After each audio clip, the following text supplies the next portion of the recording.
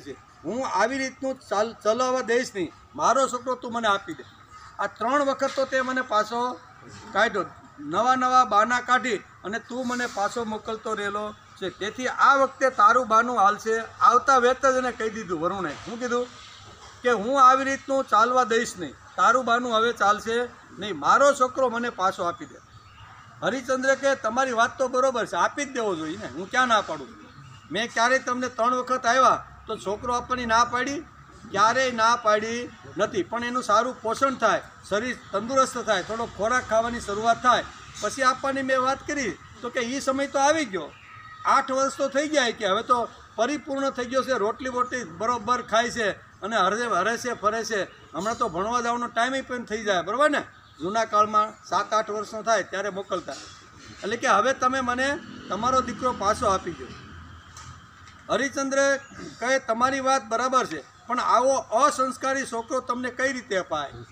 હજી તો આની ઉપર સંસ્કાર પાડ્યા, અસંસ્કારી છોકરો છે, હજી તો એને વિદ્યા ભણાવવા માટે ઋષિઓના તપોવનમાં મોકલીશ, ત્યાં સારા સંસ્કાર ઋષિઓ બ્રાહ્મણો એના ઉપર પાડશે અને પૂર્ણ જ્યારે સંસ્કારી થઈને આવશે ત્યારે હું તમને આપી દે। અસંસ્કારી અને આવી રીતનો અજ્ઞાની છોકરો કોઈને અપાય? આવું મોટું બાનું આ વખતે કાઢ્યું હું કે અહંકારી છોકરો કંઈ તમને અપાય તેના ઉપર સંસ્કાર પાડવા જોઈએ, તો જ બાળક સુસંસ્કૃત કહેવાય, બરાબર ને? તો જ બાળક કેવો કહેવાય? સુસંસ્કૃત કહેવાય। હવે સુસંસ્કૃત જો બાળક કરવાનો હોય તો સુસંસ્કૃત એટલે શું? તો કે કુટુંબનું ભરણ પોષણ નિર્લોભથી માણસ કરતો હોવો જોઈએ, યજ્ઞ છે, દાન છે, પુણ્ય છે એ કર્તવ્ય બુદ્ધિથી કરતો હોવો જોઈએ। પછી અહીંયા સંધ્યા છે, પછી શ્રાદ્ધ છે, પછી સ્નાન છે, એ બધું બ્રહ્માર્પણ બુદ્ધિથી કરતો હોય, એને સંસ્કાર એને કહેવાય સુસંસ્કૃત માણસ। આવો સુસંસ્કૃત જ્યારે મારો દીકરો થશે ત્યારે હું તમને આપી દઈશ। હું કીધું 3 વાતો એની સામે મૂકી, બરાબર? કે અહીં કહે છે કે કુટુંબનું ભરણ પોષણ નિર્લોભ વૃત્તિથી જ્યારે કરવા લાગે, હું એટલે કમાવા લાગે, કુટુંબનું ભરણ પોષણ નિર્લોભ વૃત્તિથી કરવા લાગે, પછી જે ધન ઘરની અંદર અથવા એની પાસે આવ્યું છે એના દ્વારા યજ્ઞ છે, દાન છે, પુણ્ય છે એ બધું કમાવા લાગે। ત્રીજી વાત છે અહીં કહે છે કે એ જ્યારે સ્નાન સંધ્યા કરતો હોય, તર્પણ કરતો હોય, શ્રાદ્ધ શ્રાદ્ધો એ વખતે બ્રહ્માર્પણ બુદ્ધિથી કરતો હોય। આ 3 સિદ્ધાંતો સમજાવી અને અહીં કહે છે કે સુસંસ્કૃત થાય પછી હું તમને તમારો બાળક, એટલે કેટલી મુદત નાખી? 25 વર્ષની લાંબી, કેટલી? 7-8 વર્ષમાંથી કેટલી લાંબી મુદત એણે કીધું ને કે આવો અસંસ્કારી છોકરો તમને અપાય નહીં, અને આને તો હજી હું તપોવનમાં મોકલીશ, ત્યાં ઋષિઓ એના ઉપર સંસ્કાર પાડશે અને 17-18 વર્ષ ત્યાં રહેશે અને 25 વર્ષનો મારી પાસે થઈને આવશે ત્યારે તમારે હું આ ટક ત્યાં રાખવો ને સંભાળવો ને બધું, એના કરતાં હું અહીં સંભાળું, એમ કરીને અનેક પ્રકારના બહાના બતાવી અને વારંવાર અહીંયા હરિચંદ્ર અહીંયા કોને વરુણદેવને પાછા કાઢે છે। જન્મના જાય તે શૂદ્ર સંસ્કારાત દ્વિજ ઉચ્યતે, આમ બોલે શું કે છે? જન્મના જાય તે શૂદ્ર સંસ્કારાત દ્વિજ ઉચ્યતે, સંસ્કાર પાડ્યા વગર કંઈ છોકરો અપાય? છોકરાને જનોય આપું ત્યાર પછી તમે તેને લઈ જાજો, આટલી ખાતરી તમને આપું છું કે શું કે છે? હવે તો 100% તમને ખાતરી આપું છું કે એનો જ્યારે સંસ્કાર પડે, ભારતીય સંસ્કૃતિમાં 16 સંસ્કાર છે, કેટલા? એ 16 સંસ્કાર જૂના કાળની અંદર બધા ઉપર થતા હતા, બરાબર ને? અને સહેલો સંસ્કાર આપણે યાદ રહ્યો છે, કયો?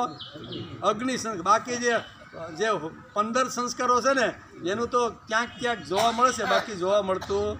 આ 16 સંસ્કાર જ્યારે માણસના પૂર્ણ થાય ને ત્યારે માણસ પૂર્ણ થયો કહેવાય, બરાબર ને? અને પહેલો સંસ્કાર માના ગર્ભમાંથી શરૂઆત થાય, બરાબર ને? આપણે શ્રીમંત નયન સંસ્કાર જે કહીએ છીએ ને એ એક સંસ્કાર છે કે ગર્ભની અંદરથી પણ બાળકને આવી રીતના વિચારો મળવા જોઈએ। તેથી આવી રીતના સંસ્કાર કરી અને એ કન્યાને પિયર લઈ જાય, શા માટે?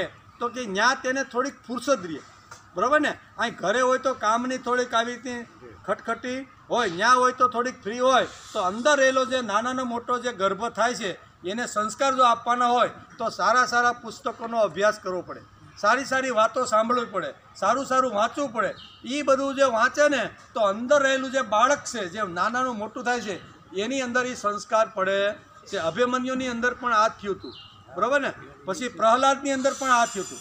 પ્રહલાદ જે નારદના તપોવનમાં ગયા ને, અને પછી એ વખતે અહીંયા એની માતા ઉપર આવી રીતના સંસ્કાર પડે છે, ત્યારે પ્રહલાદ જેવો આવી રીતનો સંસ્કારી છોકરો મળ્યો. એટલે સંસ્કાર ખૂબ અગત્યના છે. તેથી અહીંયા હરિચંદ્ર કહે છે કે મારે તમને આપી તો દેવો જોઈએ, પણ હજી તો યજ્ઞોપવિત આપી નથી. 7 વર્ષ થયા છે, 8મા વર્ષે આપવાની છે. આ યજ્ઞોપવિત અપાઈ જાય પછી તમે આવજો. આમ કરીને અનેક પ્રકારના બાના બતાવી અને વરુણ દેવને સમજાવી, ફોલાવી, પટાવીને અવારનવાર પાછા કાઢે છે. પછી એટલે કે ઈચ્છા હરિચંદ્ર તે વખતે છોકરો પછી સંસ્કાર થઈ ગયા, પછી ભણવા પણ મોકલી દીધો.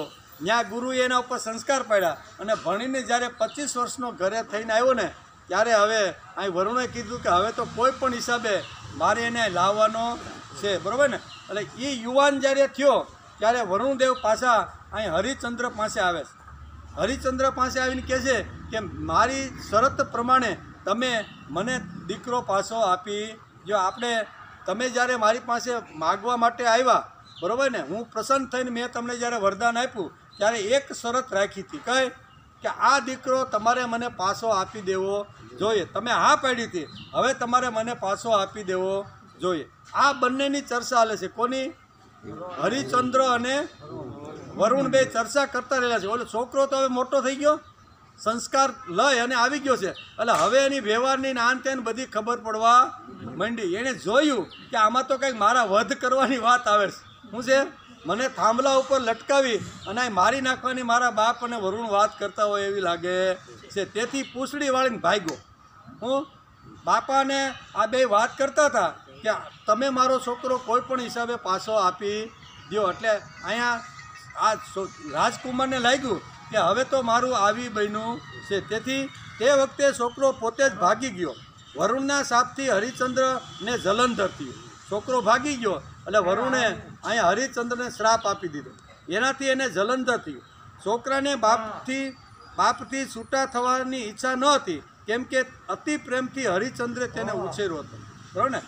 હરિચંદ્રે અતિ પ્રેમથી એને ઉછેર્યો હતો, તેથી આ બાપથી છૂટું પડવાની એની ઈચ્છા હતી નહીં. પણ શું થયું? આ છોકરાને ખબર પડી કે હવે આવી રીતનું છે, તેથી ભાગ્યો. યુવાન છોકરાને લાગ્યું કે હું પણ બાપનું કામ અતિ પ્રેમથી કરીશ, પણ તેને ભાગી જવા સિવાય બીજો કોઈ ઉપાય નહોતો. જ્યાં રસ્તો મળ્યો ત્યાંથી તે ભાગવા માંડ્યો. આ બેની વાત ચાલતી હતી, વરુણની અને હરિચંદ્રની. એટલે એ ભાગવા માંડ્યો. તે ભાગી છૂટ્યો. રસ્તામાં એક ઋષિઓનું વૃંદ મળ્યું.